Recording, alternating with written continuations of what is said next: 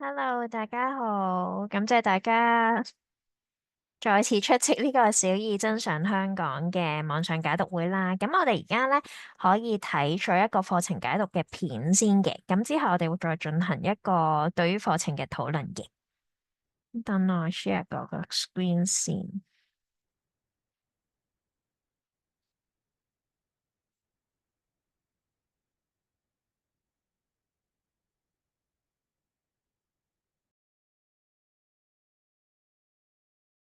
大家好，我哋一齊嚟解讀小二真上香港。喺 LBD 常識課程入邊，每一個主題都係包含咗5個階段嘅脈絡化學習。呢5個階段分別係核心問題、小任務、大任務、展示與分享同總結評價。喺課程中，會從核心問題開始，引發學生對主題嘅想像同好奇。真上香港嘅核心問題係：你最想推介嘅香港一日遊嘅行程係點樣嘅？而核心問題係同生活連結，學生會從探究過程中培養相關嘅態度、技能同埋知識嚟回應此核心問題。學生喺美好社區認識咗學校部佢範圍內嘅環境，嚟到呢一個主題探索嘅範圍就更加廣闊。從學生生活嘅社區延展至香港，學生將會到訪區內嘅特色設施同景點，深化學生對社區歷史、文化同埋生活嘅認識，從而培養對身處社區嘅好奇心，學習欣賞香港嘅景點同美食，透過認識同了解香港嘅地理、交通、天氣、景點同埋美食，感受香港多姿多彩嘅生活，從而讓學生培養對香港嘅歸屬感，學會珍惜並愛護香港。透過各項小任務嚟建構學生進入高階探究所需嘅基礎認知，並累積核心能力，以回應核心問題。喺單元1遊樂社區，學生先透過認識社區嘅特色，設計社區遊嘅路線，然後到區內嘅景點遊歷，引發學生對社區嘅好奇心，同時建構策劃路線所需嘅技能，例如使用 Google 地圖，了解景點之間嘅距離同交通方法。然後喺單元2香港生活多姿彩，學生會進一步認識同了解香港嘅愛好、天氣、地理同交通，認識並欣賞香港唔同地區嘅景點同美食，感受多姿多彩嘅香港，珍惜並愛護香港。學生透過填寫遊覽手記同埋思考老師嘅反思提問，從而建構表達能力，表達自己嘅想法同感受。而家我哋睇下其中嘅例子，睇下學生係如何一步一步建構態度、技能同知識去回應核心問題啊。例子一，喺第1至3嘅教節入邊，先讓學生為社區遊作準備，學習利用互聯網查找路線、景點嘅距離同埋交通時間，思考同表達最想遊歷嘅景點同埋原因。喺第4至6節，正式進入社區遊嘅部分，透過真實嘅參觀同遊歷，對體驗產生感受。另外，亦都透過訪問市民，了解唔同人嘅睇法同埋感受。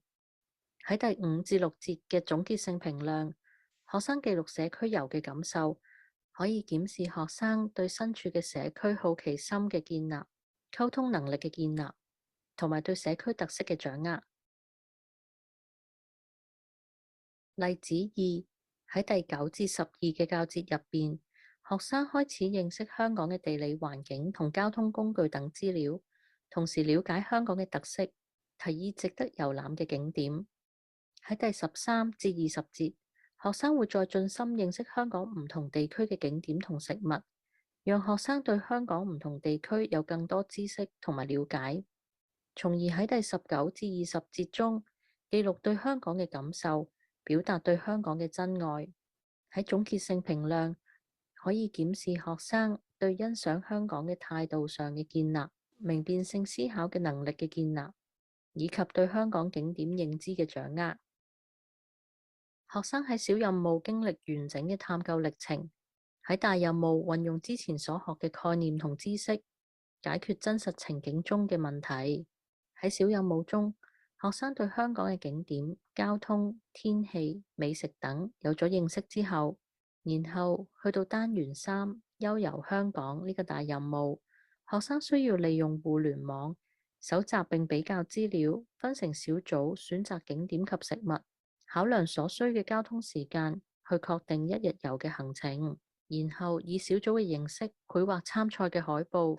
製作模型嚟介紹所選擇嘅景點同埋美食嘅特色，並思考如何透過攤位設計嚟到分享對香港嘅熱愛。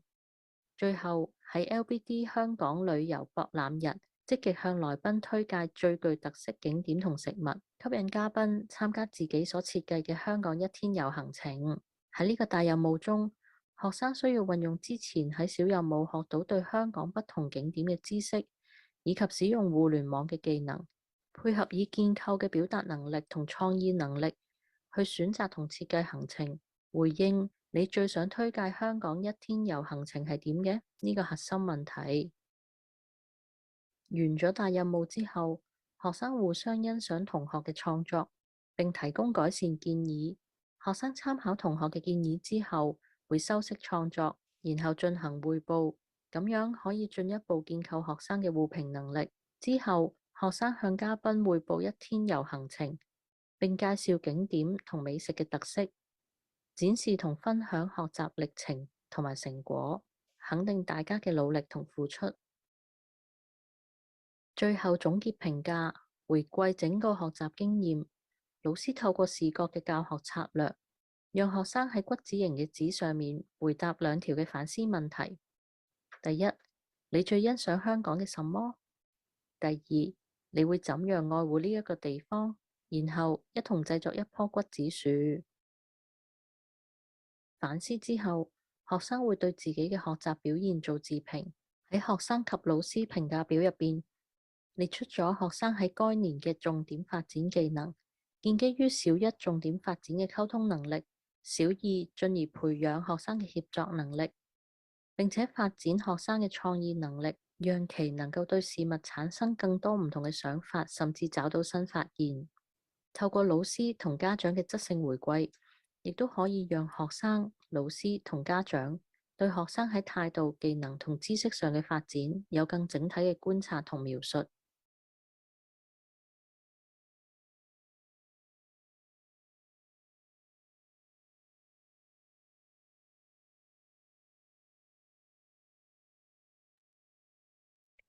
好，咁我哋啱啱咧就睇咗呢一個真相香港嘅一個課程嘅簡介嘅小短片啦。咁不如我哋即刻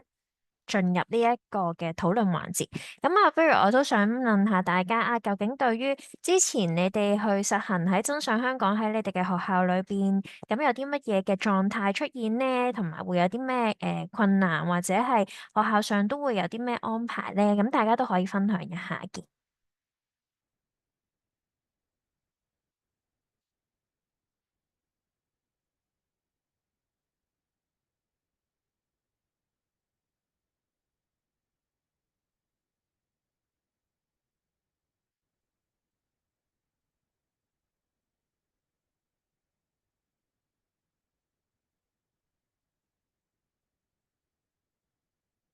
大家之前學校做真相香港嗰陣時係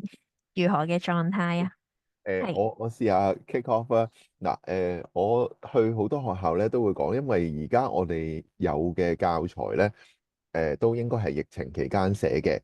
咁所以變咗咧，原本嘅設計想做嘅嘢咧，我估大部分學校都冇辦法做到嘅。嗱，咁以頭先個解讀，講首先小任務咧就係要去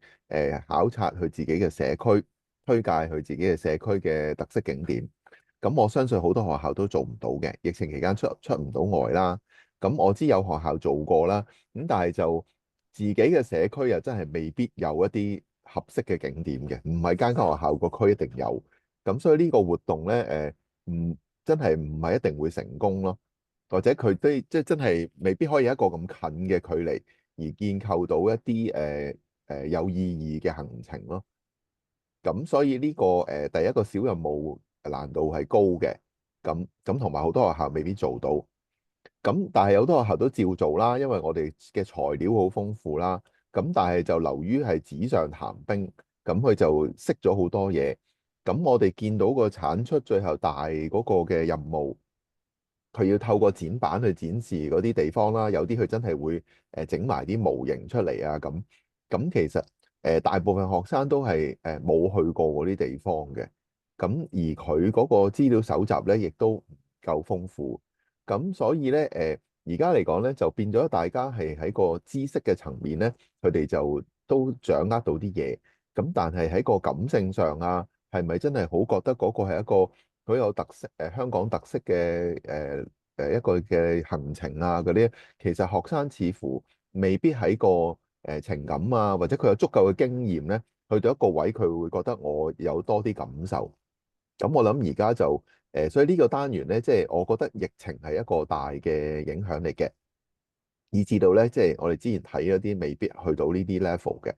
咁但係舊年我哋都正式係冇咗疫情啦，咁但係因為個課程又冇 upgrade 冇 update 到啦，咁所以好多學校如果就睇翻舊嗰個照做咧，佢其實有啲嘢都未有足夠嘅經驗去支援到佢哋做。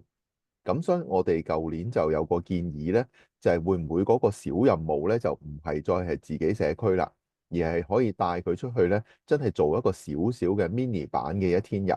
咁起碼去學生老師帶住佢哋行一個小景點，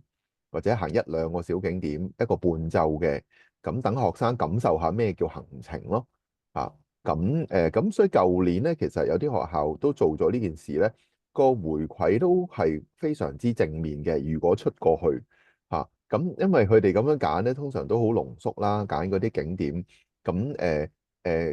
舊年我哋大膽建議坐電車啦，所以電車都係幾困難嘅，個危險原來都有一定危險度。咁但係坐過嘅都係好開心啦，尤其是好多學校未必係港島區啦。咁所以其實學生坐電車呢個經驗都係一流嘅。其實我哋都有建議坐天星小輪，但係我估好多學校都未必敢俾學生搭船。但係我覺得呢啲都係一班學生一齊做嘅，都係幾開心嘅回憶嚟嘅。咁我哋建議嘅灣仔北嗰個行程其實都係一個好相當之好咧，因為灣仔北有嗰個地鐵嗰個新嘅車廂喺度擺啦。咁我覺得所有小朋友上地鐵車廂都係可以任你行出入啊，都係超開心啦。咁灣仔北另外就舊年有去過金管局嗰個博物館啦，咁嗰個都係好開心嘅。如果有導賞啊嗰類咁所以我諗都有足夠嘅呢啲景點啊，其實俾學校咧佢可以俾到學生呢種經驗嘅。咁所以小任務嗰度我哋舊年有建議過係做呢一個修改啦。咁但係因為好多嘢喺個教案冇寫得好清楚咧，咁好多學校其實佢如果做呢件事咧，佢一早照要預備咯。咁好多其實係而家呢一刻先約咧，就未必做到。咁但係如果做到嘅話咧，其實呢個小嘅任務，一個咁嘅小出外咧，其實學生得到嘅嘢係好多咯，即係好符合 LBD 嗰個精神咯。咁有咗呢個之後咧，咁當學生要設計佢嘅大任務咧，因為佢有呢個實質上出過去嘅操作啊嘛，咁所以希望佢設計嗰個大任務嘅時候咧，就都能夠係即係再到地一啲啦。就算佢冇去過咧，即係起碼佢對於要去到發生咩事咧，嗰個 sense 係會高啲咯。咁呢個就係嗰個脈絡嗰方面嗰個設計咧，我哋即係有個咁樣嘅改動啦。咁第二其實我哋有個建議喺個教學嗰度咧，就之前咧其實都係用一個景點式或者係即係想有啲主題式，有交通啊，有啲唔同嘅即係香港嘅行山嘅景點啊，即係都係有啲 mix 咗景點同埋即係有啲主題性嘅嘢咧，係即係交集嘅。咁我哋舊年嘅建議咧就係清一色咧，就喺教學嘅時候咧就唔係再用景點去教啦。而係咧就用大嘅一個4個嘅探究嘅方向，我哋就叫咗做衣食住行。咁個意思衣就係其實係購物啦，或者手信啦。食就好清楚啦，食就冇乜改動啦，都係飲食啦，或者特色嘅食嘅餐廳啊，特色嘅食店啊，特色嘅食物啊咁。咁住咧其實就係講緊建築，行咧就講緊交通。咁所以其實我哋建議咧係用4個探究主題，咁就以香港特色作為嗰個大嘅探究嘅焦點。咁4樣嘢都係問乜嘢係有香港特色嘅建築，咩係具有香港特色嘅食物或者食店，咩係香港特色嘅手信，咩係香港特色嘅交通。咁呢樣就幫學生咧，佢探索咗呢啲咧叫做香港特色，希望豐富咗佢對嗰樣嘢認識。咁其實咧，佢介紹完衣食住行之後咧，咁其實佢就住嗰啲咧就可以設計佢嘅大任務咯。佢就可以睇下啊，究竟我帶呢啲人，我如果設計呢個行程咧，會帶佢去咩地方咧？咁但係呢度咧就仲有一個嘅翻譯要做嘅，因為咧我哋並不是用景點嘅教學，咁我哋可以係去某間餐廳食某一隻食物，咁嗰個餐廳係唔係一個景點咧？咁未必嘅，咁所以咧呢度咧仲需要做多一個翻譯嘅功夫咧，就係將景點咧就可以別睇成咧係大景點同埋細景點。呢個咧就我哋個教材冇嘅，但係我覺得可以咁做。咁嘅景點裏頭咧就去分析翻景點裏頭有冇包含到衣食住行呢4個元素。如果嗰個景點能夠包含到只係得單一某一樣嘢嘅，即係佢可能去嗰度只係食一餐飯，咁只係滿足到食啫，咁我叫呢個做小景點。或者佢去嗰度只係欣賞某一個建築物，即係打下卡，影下青馬大橋，影咗張相，呢個叫小景點。但係嗰個景點咧，佢能夠包含到衣食住行多過一樣或者幾樣嘢嘅話咧，咁嗰個咧就可能係一個比較大嘅景點啦。咁例如佢去鯉魚門去食海鮮，咁所以嗰度除咗食嘢之外，亦都係有個打卡，亦都可以買到啲香港特色嘅手信。咁呢個就係叫大景點啦。咁如果有咁嘅話咧，學生即係佢設計嘅時候咧，亦都可以咁樣幫佢分類咯。咁可能就係佢可能去2個大景點已經好夠啦，但唔係我設計多個小景點咁都可以嘅。咁變咗咁樣又可以幫佢分到類，咁就將嗰啲衣食住行咧就拍翻入去景點嘅裏頭咁。咁樣嘅分類咧，暫時我哋係未去到一個咁清晰嘅。咁純粹只係我就住而家 material 咧，我覺得即係老師可以試下咁樣做。咁設計個行程嘅時候咧，到時佢個展板咧都係好似以前咁，可能都係有幾個景點啊咁。咁但係佢 elaborate 嘅嘢咧，就可以用衣食住行呢4個範疇去 elaborate 咯。好，咁我分享住咁多先。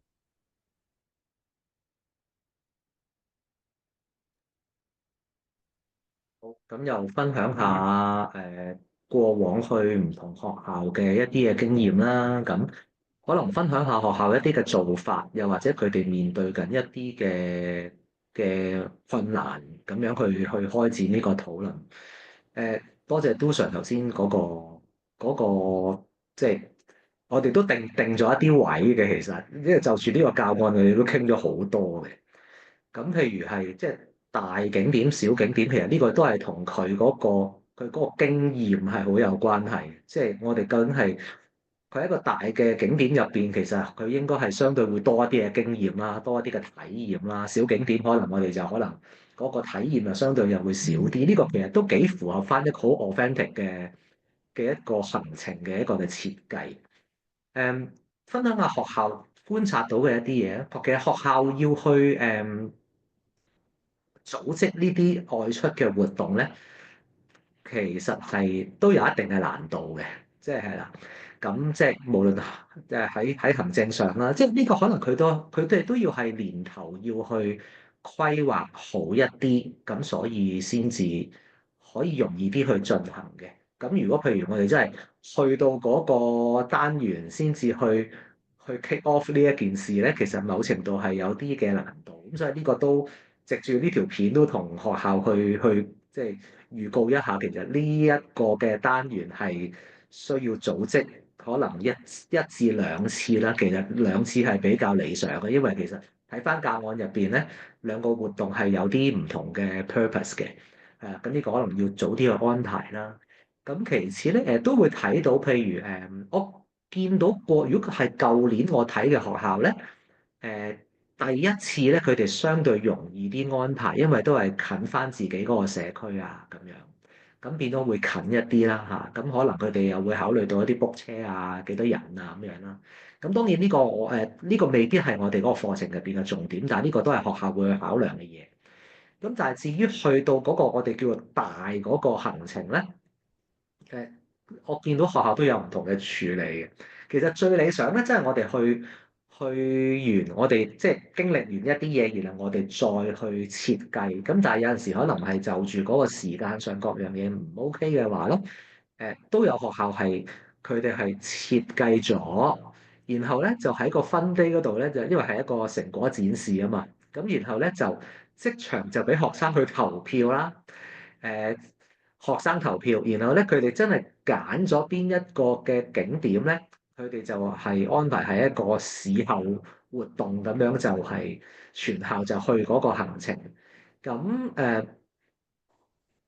我覺得冇對與錯嘅，係啦。咁但係學校就係即係當然佢會選擇一個方便啲嘅處理方法。咁但係起碼即係喺 voice and choice 嗰度，即係學生都係我哋經過我哋去學習，然後去 present，咁然後大家就睇翻大家唔同嘅 presentation，然後我哋去真係自己去選擇一個我哋感興趣嘅景點去睇。咁最緊要就係之後點樣做翻嗰個學習一啲 consolidation 嘅嘢。咁呢個都係舊年觀察到一啲唔同學校嘅一啲嘅處理，咁所以有陣時咧，呢個真相香港咧都會係相對擺喺一啲比較學期後嘅一啲嘅時間去進行嘅，係啦。咁當然啦，就即係如果學校都要去考慮翻，就係我哋成日都講 ASK，我哋點樣去即係又係去 scaffold 佢哋翻佢哋一啲譬如訪談啊，因為訪談都會遇到一啲唔同嘅困難噶嘛，都需要唔同嘅 skill set。咁所以呢啲都係少少嘅提醒啦，喺呢一度係啦。咁我分享住咁多先。哦，我喺呢個單元咧就冇乜經驗嘅，係啊。不過純粹咧咁啱過去嗰兩日咧，都帶咗一間學校嘅學生咧，佢哋真係都出去做一個香港嘅探索嘅幾日咁樣。即係我都分享翻一啲經驗，就係咧，究竟有啲咩位置老師可以處理嘅，或者去思考下先。首先咧就係頭先咧阿杜 Sir 都有講到嘅，即係自己社區考察嗰度，然之後先至去到一個大嘅，就係香港整體性嘅一啲景點或者衣食住行嘅特色啦。咁我係對於衣食住行嘅特色呢樣嘢咧，我都係絕對同意嘅，而且係比即係景點係嚟得更加深刻，我覺得。即係如果你話喺自己社區嘅話，譬如對小朋友嚟講，可能個公園，即係對於佢嚟講已經係有一個特別嘅意思喺度啦。咁我哋成個課程，甚至係學校嘅老師，其實對於呢啲我哋講嘅唔係話景點式嘅嘢，佢哋嘅接受程度啦、開放性係有幾多咧？咁樣，即係假設我係可能喺一個社區入邊，真係話唔多一啲比較大嘅景點啊、出名景點啊，但係你公園啊、某個商場啊呢啲。咁呢個係咪其實都可以擺入去，俾佢有一個探索嘅空間咧？咁如果對於我嚟講，我都可以接受嘅，即係佢能夠可以講到其實你體驗到呢個特色嘅，亦都講出究竟有乜嘢衣食住行啊、香港特色、社區特色咧？我覺得係可以嘅呢樣嘢。咁另外咧就係去到做訪問個位咧，咁我覺得呢個位係最困難嘅，即係對於學生嚟講。因為佢哋咧，其實已經可以上網揾晒資料啦，揾晒路線啦。其實好多嘢係清晰嘅，但係呢個位置會唔會過於依賴嗰個資訊科技咧？咁樣咁佢哋出到去嘅時候好怕醜，其實唔敢問人啊咁。但係即係老師可能嗰個對於去幫助佢哋協調佢哋點去處理人同埋人嘅關係啦。因為其實好多時候我哋大人明白一樣就係路在口邊嘛，但係小朋友咧就成日咧唔係好夠膽。去怕醜去問人嘅，但係其實有時問係最好嘅方法喎。咁老師企喺隔離嘅時候，咁係咪處理呢個位置咧？定可以幫佢一把開放佢自己，然之後去同其他人有個溝通咧，去問路咧。咁呢個位置對於小朋友嚟講咧，我覺得係一個難度一個挑戰性喺度嘅。但係如果老師能夠可以幫到學生去處理到呢個位置咧，其實佢哋會有一個自信心喺度啊。係啊，咁佢哋之後咧去同人相處啊，或者同學之間嘅時候，我覺得係幫到佢哋好多，即係唔係淨係純粹一個訪問嘅形式。因為我哋平時學校嘅一啲課程咧，或者活動啦，做訪問嘅時候，其實都好比較荒謬嘅形式嘅。但係呢度點樣可以再幫佢哋推佢哋一把，係真係你自己能夠願意學識去問人哋咧，問路咧。其實呢個一少少嘅一個位置咧，其實都可以幫到佢哋咧推展去一個更加大嘅訪問嘅。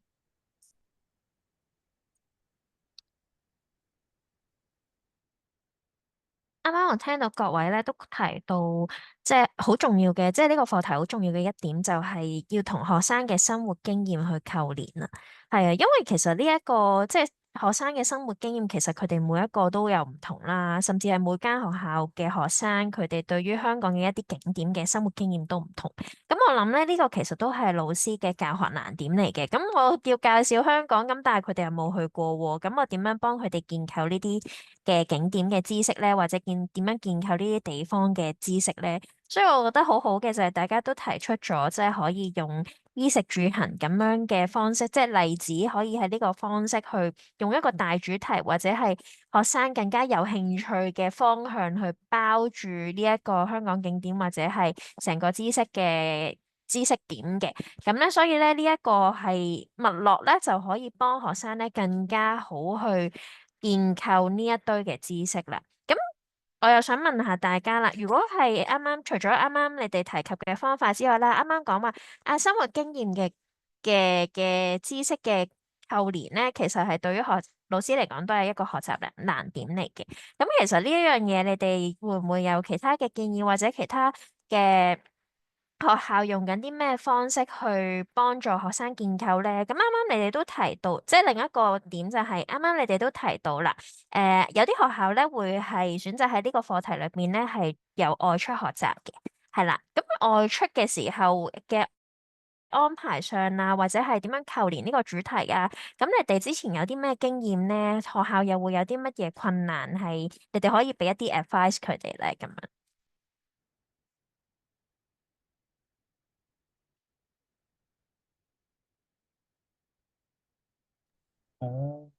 我未必直接回應緊二拎啊，或者我再承翻上我哋即係對於呢個主題嘅一啲觀察啊、分享咁樣，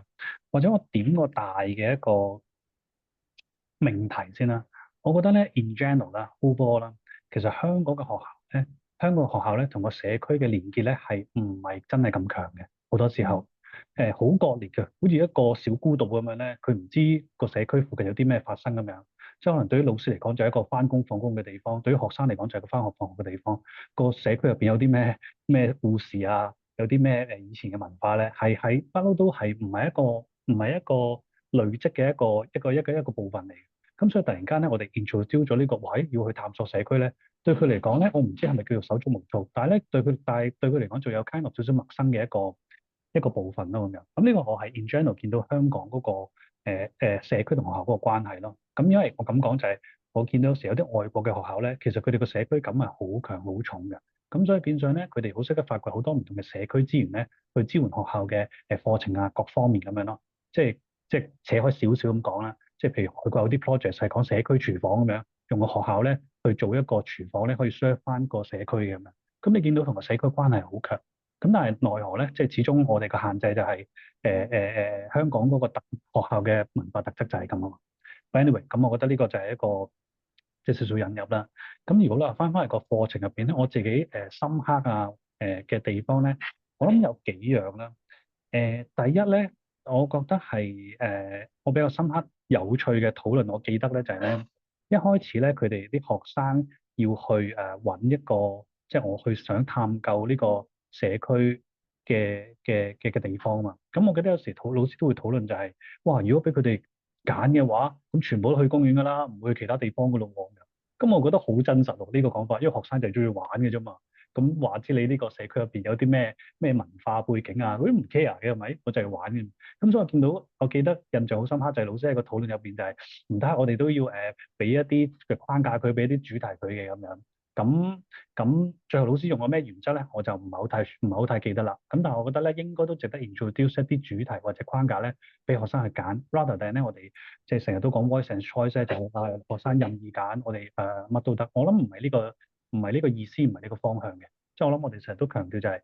voice and choice 俾學生講咗出嚟。咁但係最後個 decision making 咧，應該係有一個理性嘅原則喺背後嘅。我諗呢個係第一個位咯。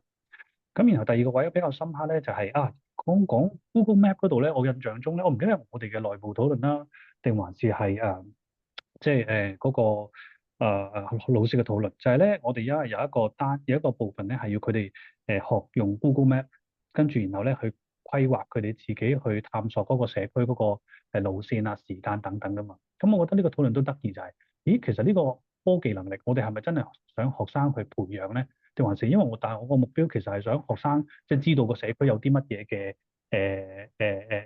嘅值得探究嘅地方啫喎。咁係咪真係要花時間去處理呢個科技上高嘅部分咧？咁我覺得呢個位都幾得意，即係值得去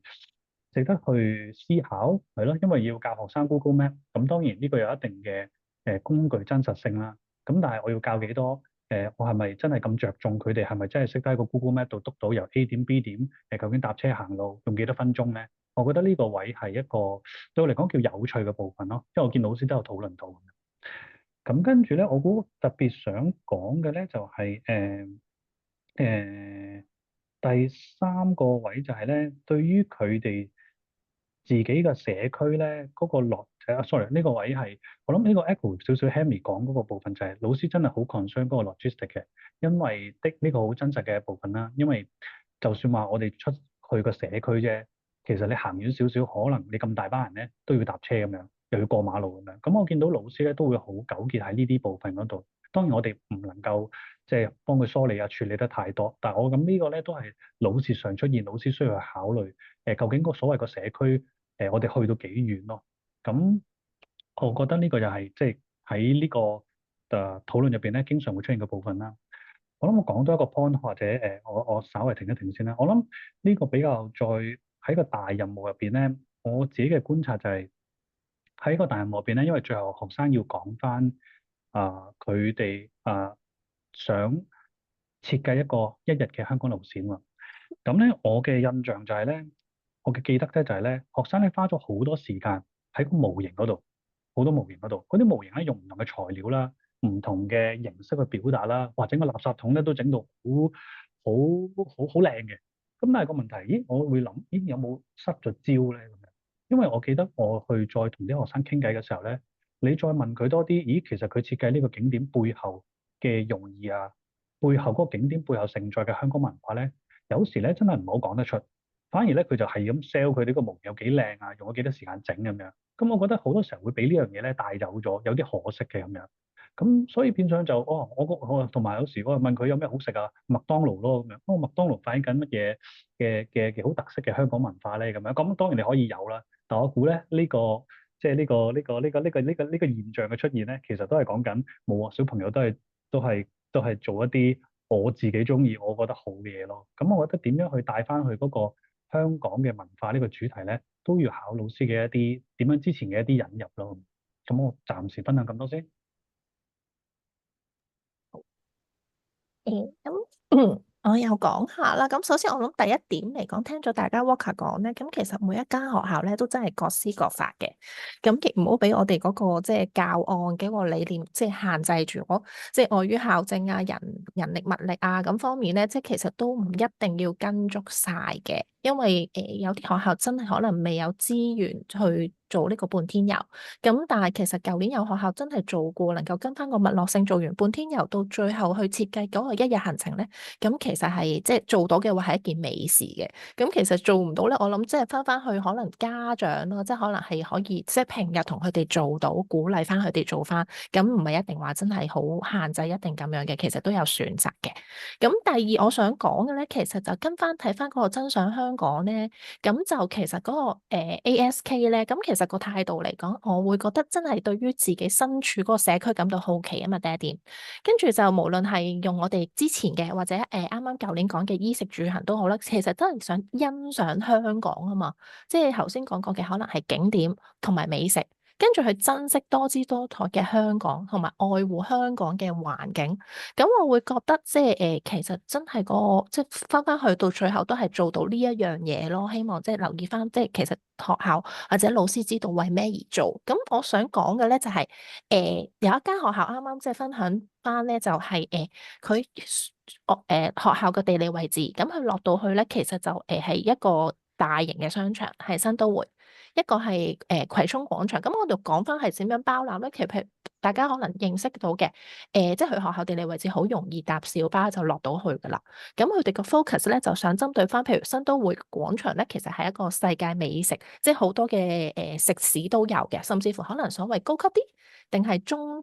階層嘅消費啦，可能係。咁而葵涌廣場咧，其實就係相對地比較多本地特色，或者嗰個嘅消費或者嗰個即係嗰個重點特點唔同嘅咧，可能即係有啲茶餐廳啊、大排檔啊，甚至乎有啲大地道嘅懷舊嘅小食，即係可能係一啲嘅雞蛋仔啊、咖喱魚蛋，即係其實我諗係佢取材於佢學校裏邊咁啱落到去，即係一邊左手邊就係一個大型嘅百貨公司商場，一個就係喺一啲可能比較地道特色，甚至乎係佢嗰區嘅地區特色嘅推介嘅，甚至乎即係我會覺得可以先善用翻學校嘅地理位置。咁頭先我講嘅就話啊，其實主要我哋能夠帶出嘅就係 ASK 裏邊，其實頭先都做到晒頭先嘅 A 啦。咁同埋當然去 S 嗰度，其實都係能夠做到佢去做一個篩選，係啦，篩選出即係其實都係一個小任務去選擇啲咩食物去推介俾一啲嘅對象，而嗰個對象咧，老師就係話諗住俾學生去選擇嘅，即係可能係一啲係一家大細嘅，或者一啲嘅係老人家嘅，或者啲外國遊客，即係成個任務裏邊佢個設計咧，都係可以訓練到佢哋嗰個嘅能力，佢哋究竟因為呢啲人物對象係選擇啲咩食物啦，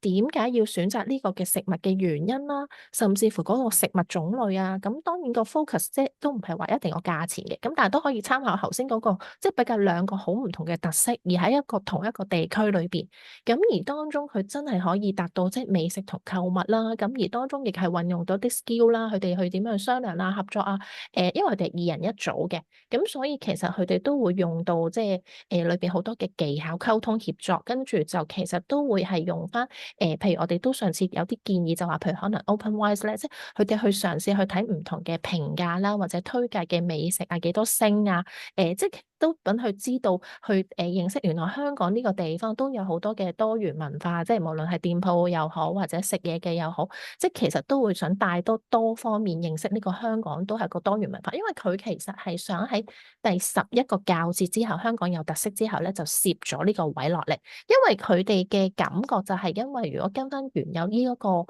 個版本嘅教案咧，就會係即係好多嘅知識點入先啊。即係咁，所以佢哋就會想喺呢一個位就將本身我哋衣食住行嗰個框架咧，因為時間關係啦，咁佢就會想咁樣滲透式咁落翻落去，咁就會將佢即係一啲技能啦、態度咧喺呢度提咗，即係可以建構多少少。咁或者係啦，講到呢度簡單分享一下先啦。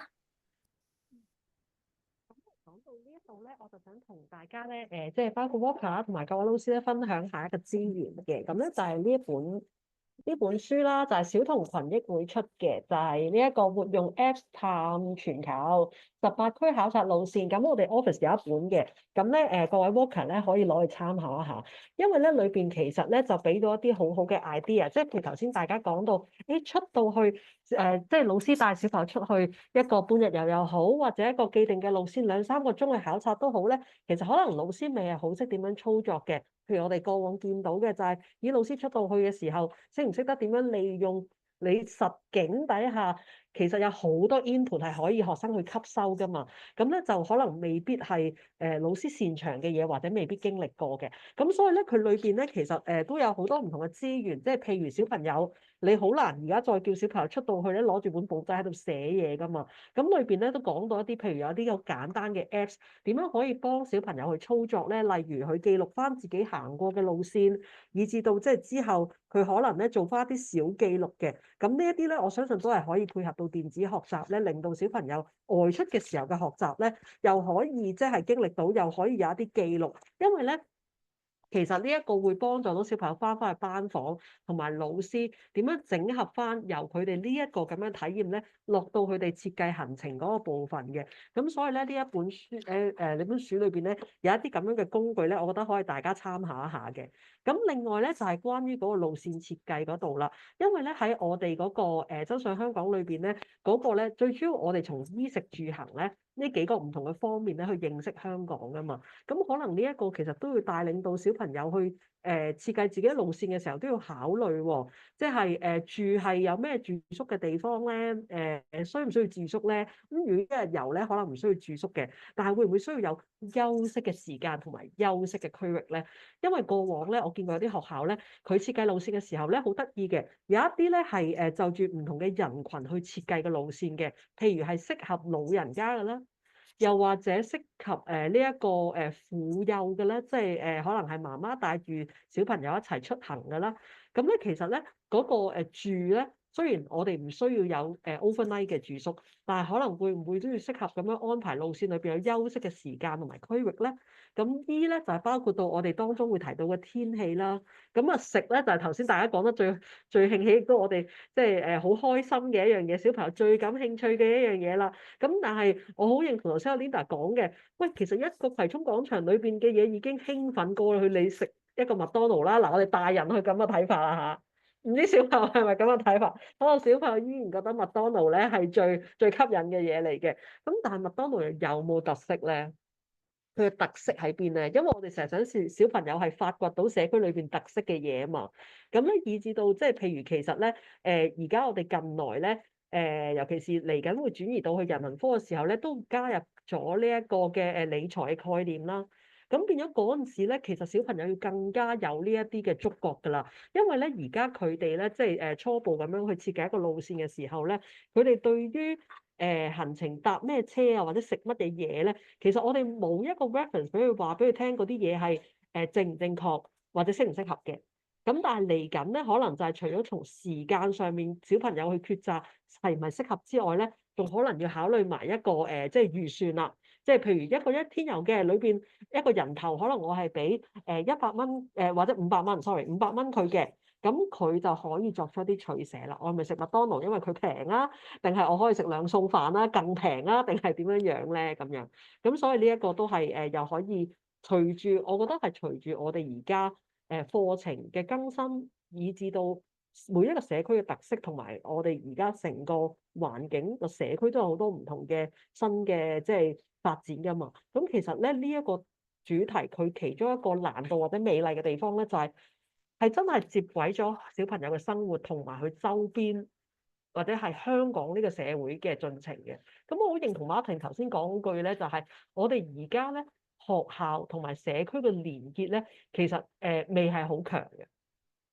因為譬如如果有一啲學校佢本身學校裏邊有聖堂啦，又或者會開放嚟做一啲社區活動嘅咧，嗰啲可能會好啲嘅。即係會有一啲可能街坊咧進入到學校嘅，但係咧佢喺時間上邊咧依然係分開嘅，因為淨係週末咧先至會有街坊入去嘅啫，佢基本上係冇時間咧同小朋友去接觸嘅。咁而小朋友咧亦都喺1至5嘅時候返學咧，未必有機會咧同街坊一齊共用學校呢個環境去做一啲嘢嘅。咁所以呢一個咧，我覺得係無論喺小二第二個主題嘅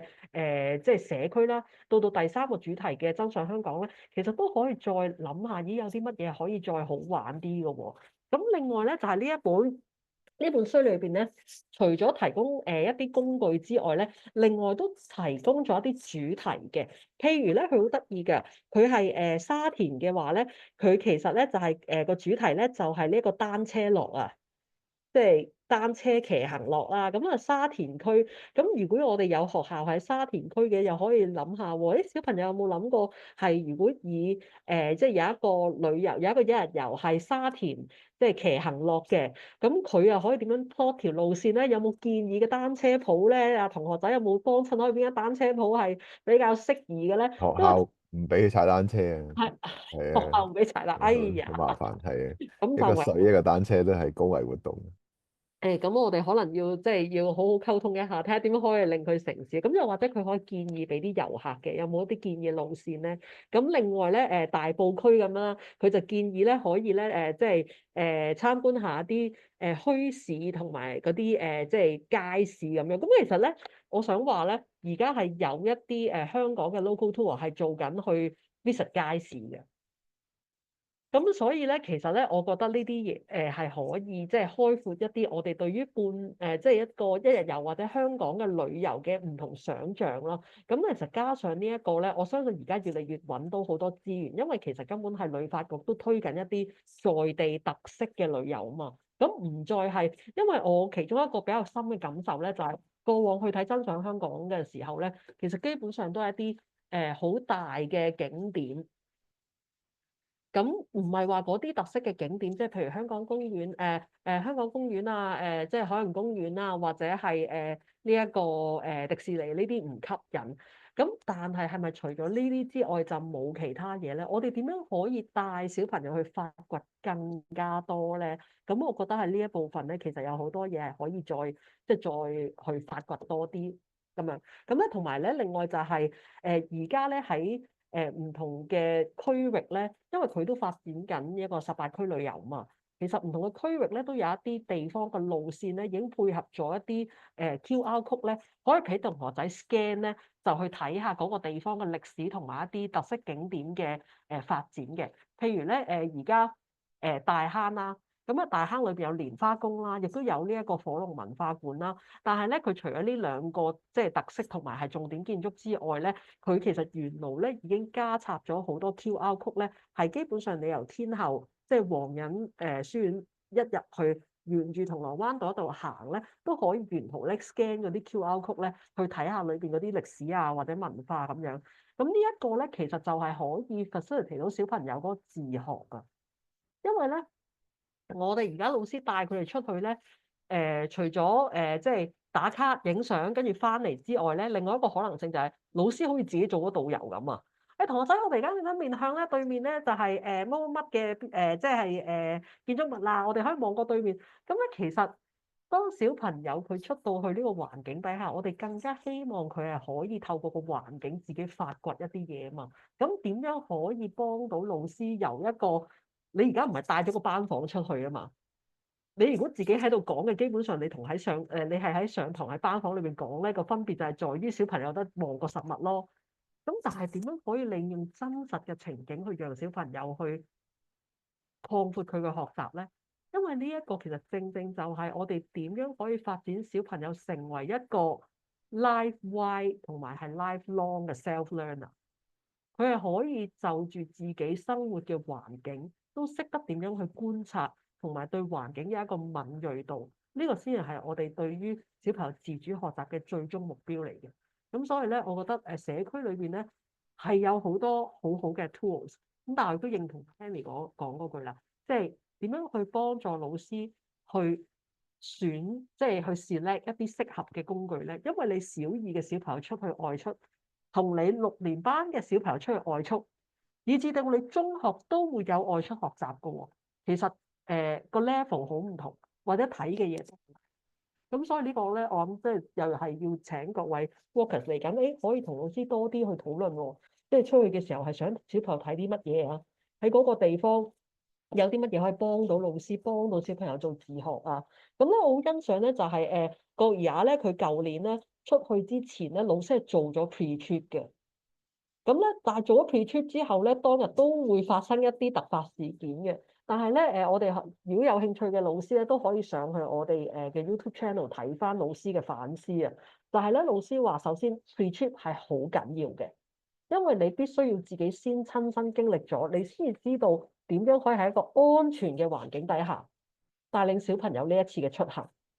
第二就係佢哋係反思咧，就係佢出到去都會有一啲突發事件嘅，就係譬如佢哋會發覺開放時間咧，唔同日子或者唔同時間會唔一定開嘅喎，有啲嘢。咁咧，佢哋即係老師咧喺呢一個旅程裏邊咧，亦都係將呢個反思帶翻俾學生啊。咦，同學仔，我哋嗰日咧發覺去到冇開門喎，咁你哋可能要諗埋咯喎，要即係小心埋你哋去擬定行程嘅時候，會唔會某一啲地方係有時間限制嘅咧？其實呢啲係好寶貴嘅學習嚟嘅，而你喺書本上邊咧，其實唔會列出嘅，即係就算教科書都唔會，佢會建議可能你可以去科學館，你可以去太空館，你可以去文化博物館，但係咧，我哋點樣透過個體驗讓小朋友去理解到，當我擺呢啲唔同嘅地方落去嘅時候，我要考慮啲乜嘢咧？咁其實就係一啲好寶貴嘅實景底下可以攞得到嘅學習經驗嚟嘅。咁所以我都會建議就係、是，誒嚟緊如果即係老師真係都真係想帶小朋友出去嘅話，學阿 Felix 學阿都 Sir 話齋，早啲即係諗一諗，想帶小朋友去邊，睇下安排一下 pre-trip 啦，睇下有冇一啲導賞係需要預早預約㗎啦，都可能咧可以早少少去考慮一下呢啲嘢嘅。我咧都想鼓勵下，其實老師咧，因為我哋頭先講好多啊嘛，即係誒外出睇啲乜嘢啊，有啲活動其實我哋點樣可以經歷咗，然後再去做啊？會唔會有時睇輕咗一啲活動，可能冇做到啊？甚至乎就係講緊啊，點解學生會走去寫食麥當勞嘅咁？咁我哋而家其實講緊真上香港啦，但係其實都鼓勵老師咧，都睇一睇其實一年班同三年班嘅課程，因為其實入邊咧係有好多脈絡咧，其實都係打通緊嘅。即係譬如有陣時一年班我哋點解我哋會同個社區咁遠咧？可能其實我哋有啲活動係會出社區嘅喎，我哋係需要格價嘅喎，至少去買下嘢或者睇下咩價錢。其實呢一個可能咧，去到二年班嘅時候，你再去個社區嘅時候就係睇，原來我屋企附近咧有唔同嘅商場，原來有新都會啦，有葵廣啦。其實原來佢哋都係有唔同嘅價錢。其實呢度呢啲經驗其實係一路累積緊嘅。甚至乎二年班而家講緊就係，我哋要揾一啲香港特色嘅美食。咁點解我哋唔好係麥當勞咧？因為原來我哋去到三年班嘅時候咧，我哋係有多元文化嘅社會。即係如果有一啲外來嘅即係唔係香港人嚟香港嘅時候，我哋又可以同佢哋去食啲乜嘢嘢咧？咁佢哋會唔會仲係同佢食麥當勞咧？即係其實我哋係有呢啲脈絡喺呢一度。所以可能學校淨係 run 二年班課程都好，但係我覺得都值得去睇一睇咧，一年班同三年班，即係佢哋個重點其實喺邊度，係點樣發展。即係我一個係其中一個例子，咁你變咗就唔會即係放輕咗某一啲。會唔會因為可能有啲安排唔方便，我就放輕咗呢個活動？反為係如果我真係二年班，如果我一同三年班係咁樣前前後後嘅時候，我二年班其實呢個活動係可以點樣再去 focusing 啲去做呢一樣嘢咧？咁係少少嘅鼓勵同埋提醒咯。好，嗯因為呢度冇啊，其實都係一啲無聊嘅分享嘅，即係講緊體驗同埋了解社區咧。即係我突然間我諗翻起食物來源呢個主題，喺以前嚟講，即係其實學生係唔知噶嘛。咁頭先點解咧講咧，就係話咧嗰日同老師共備咧提到買橙呢樣嘢，喺邊度買橙嘅？係啦，即係我唔記得係啦，咁即係其實佢對即係要個真實性啦，或者貼地啲。咁其實嗱，大家會諗到橙可能係超級市場買，係咪？咁但係其實又可以，頭先大家提到街市，又或者係一啲水果鋪，即係淨係獨立一間水果鋪，甚至乎係一個地攤。可能我唔知大家有冇見過，可能有啲婆婆入，即係點解會我唔記得咗個前提係咩？嗰日同學校去共備，即係因為佢咁啱去嗰個社區咧，係有啲咁特色。其實學生係知唔知咧？因為翻翻去頭先講食物嘅內容，我就諗翻我以前學教書嘅時候，即係譬如我哋食開嗰啲魚蝦蟹。即係其實佢哋知唔知咧？即係其實我諗係翻翻去大家去認識嗰個社區，或者落地啲，即係其實購物嗰樣嘢，或者大家中意食嘅食嘢，其實嗰個位都可以好多嘅深入討論咯。包括頭先提過葵涌廣場或者新都會咧，即係其實頭先阿 Candice 講到，其實裏邊我哋都有諗過加預算呢樣嘢。甚至乎嗰個對象裏邊咧，佢哋都要諗係可能要食一個主菜，即係要填飽肚，跟住要飲嘢嘅時候，可能葵廣嗰度佢係可能係俾100蚊，佢點樣去安排？咁我頭先又睇翻咧，原來某一間小店裏邊咧，佢係可以揀一個煎餅，再加一個嘅小吃，再加個飲品。咁同頭先新都會嚟講，頭先講一間餐廳裏邊係咪有齊晒嘅嘢食咧？但係個 budget 會唔會高啲咧？即係學生都會有選擇，即係可以多方面細緻一個橙，或者去一啲嘅食店，或者係一間可能真係一個熟食檔，淨係篤魚蛋食雞蛋仔，即係會希望個學生能夠貼地啲、真實啲，去全面去欣賞同埋了解香港咯。係啊，即係我想帶出呢個係啦，即係個分享。其實裏邊好多小嘅位置，未必真係能夠做到半天遊嘅，咁但係其實都可以係唔同嘅活動咧，係可以帶翻去學生去認識香港唔同方面嘅一啲嘅特色咯。係。Linda 講呢個咧，其實就牽涉購物嗰度咧，其實係可以深入啲去講嘅，即係究竟香港買到啲乜，同埋香港買嘢有咩特色咯。咁譬如頭先講水果咧，我由細到大咧，其實我都係喺果欄度買水果。係啦，係啦，即係就嗰個果係另外欄係一個一個社區特非色，係啦，常之有趣嘅啱啊啱啊，嘅一個購物嘅模式嚟嘅，嗯，係啊，成箱橙咁買啊，咁樣我咯。都係啊，係啊，咁呢啲你油麻地啦，或者港島啦，其實即係呢啲，如果佢喺嗰個區咧，即係譬如如果喺油麻地區咧，佢係值得去講下果欄嘅。咁另外就係市集咯。咁從前咧，我哋仲有赤柱嘅，赤柱都係啲好有趣嘅購物咯，即係嗰度係買到啲即係工廠啲好送去外國嘅貨，但係你可以係本地買到啊咁。咁呢個就係以往同香港嘅製造業係有關。咁但係香港嘅物流業咧，其實都令到香港係有好多貨物嘅。咁呢啲其實係可以講咧，可以講得深啲咯。咁就視乎睇下嗰個學校係咩區啦。咁但係咧就我上次去啲學校咧，就啲老師都太年輕啊，即係其實唔係好了解到香港呢啲。譬如話，我好似上次講過，有老師咪合和中心喺邊度咧，佢都係唔知嘅。合和係咩嚟㗎？咁樣係啊，咁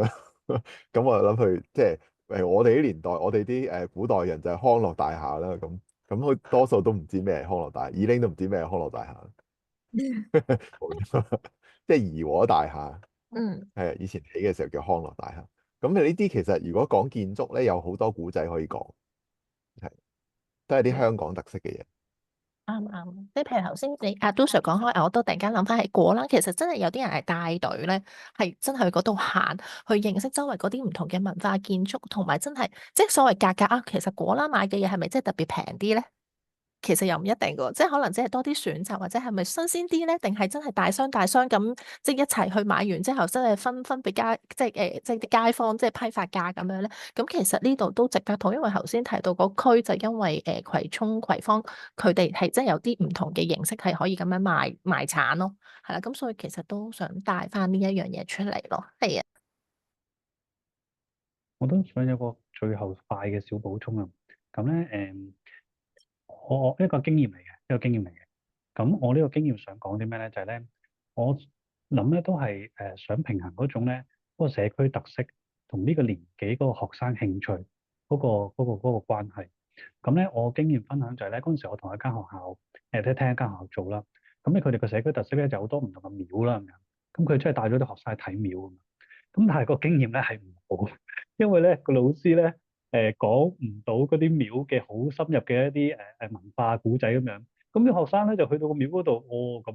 跟住就喺度玩啊傾偈咁樣，咁係嗰個一個好強烈嘅社區特色，但係嗰個樣嘢就係講緊個學生真係對嗰個文化特色唔係太感興趣咯咁樣。另外一個就係我自己個人嘅經驗嚟嘅。咁我住長洲嚟到啊嘛，咁我以為啦，漁民都係一個好當地嘅特色啦，咁我帶啲學生去同佢傾偈啦，佢哋認識啦。哦，即係個學生竟然係會瞓覺喎，唉，跟住搞到我都好勁失望。咁所以有時我都自己即係掛自己，唉死咧，係咪我自己太過自嗨咧？我覺得呢啲在地文化、呢啲本區特色咧，真係好多好正噶嘛。咁但係嗰個年紀嘅學生就真係有嗰個年紀嘅學生嘅興趣咯。咁點樣平衡呢樣嘢咧？我諗我都喺度學習中咯。我諗如果長洲嘅話，可能先由張保仔切入，可能會興奮一啲，大家即係對呢個海盜嘅故事。咁我好認同 Martin 講呢一可能個咧，長洲魚蛋比較好啲。係啦係啦，即係長洲魚蛋呢咁多魚蛋，同埋點解做到咁大粒嘅咧？即係呢一個都係我一路以嚟嘅疑問。如果有人知道，我都好想解答一下，點解要咁大粒魚蛋咧？咁樣咁即係同埋頭先我哋講到，我哋咧。就係話，小朋友嘅視覺究竟覺得乜嘢係有趣嘅咧？咁我覺得呢一個咧，都係頭先講，即係譬如老師講唔講到個地方嗰啲嘢咧，即係我哋成日話啦，其實老師都我哋唔期待老師係識晒所有嘢嘅。咁同埋咧，我哋頭先話而家社區其實好多資源，老師真係可以唔使識晒所有嘢，佢其實可能就係老師反而應該揾下有啲乜嘢正嘅咧，可能其實將呢啲嘢交翻俾專業人士去講解，即係譬如去灣仔南屋咁樣，咁你一定係嗰度有導賞噶嘛，咁一定係嗰度嘅人講得最好或者更好嘅，咁所以咧，我覺得老師亦都可以即係。呢一度需要可能有少少轉移嘅，即係自己你去到嗰個環境底下咧，你未必係嗰個講授者，你其實反而可能係一個帶領或者引導嘅角色。咁所以咧，呢個係其一啦。咁咧，其二就係小朋友對於乜嘢有興趣咧，我諗可能有時未必係喺出到去嗰個地方先至做嘅功夫嚟嘅。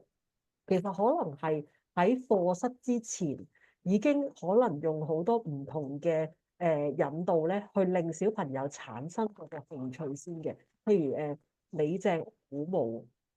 即係首先問下小朋友對於鼓舞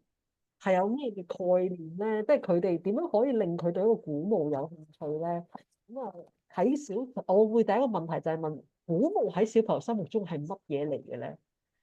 係咪等於阿爸阿爺阿嫲嗰個墳墓咧？咁點解我要去拜人哋個？即係我要去睇人哋個墳墓？咁點解人哋又唔走嚟睇我阿爺阿嫲個墳墓咧？咁呢啲都係我會覺得我會覺得奇怪嘅嘢咯，我會好奇嘅嘢咯。咁所以咧，可能其實我哋如果出到去師範個小朋友冇興趣嘅話咧，咁可能我哋要退一步啦。會唔會其實行入呢一個場景之前，其實都已經要諗一啲辦法咧，去即係 stimulate 下小朋友對呢件事嘅好奇，先至行入去。因為行到入去嘅時候咧，可能已經進入咗小朋友去揾答案嘅階段㗎啦。因為如果佢冇興趣而行入去咧，佢其實就熄咗嗰個學習 mode 㗎啦，即係就變咗係可能抽離咗自己都唔定嘅，未必係我哋幻想之中帶咗小朋友去到個環境就可以 immerse 到佢嘅呢件事咯。好。好，我諗今日好多謝大家啦，都分享咗好多你哋嘅想法同埋經驗同埋一啲點子咧，去俾老師咧係令到個課堂活起來。因為其實呢個真相香港成個課題咧，真係要好生活啦，好活咁樣俾孩子去探索嘅。咁希望咧今次呢一個嘅解讀會都可以幫助到老師啦。咁如果有老師有其他嘅問題想再同 Walker 傾嘅，或者再同我哋傾嘅，咁我哋都好歡迎你哋再同我哋聯絡嘅。咁今日嘅分享會就到此為止啦，好感謝大家嘅分享，拜拜。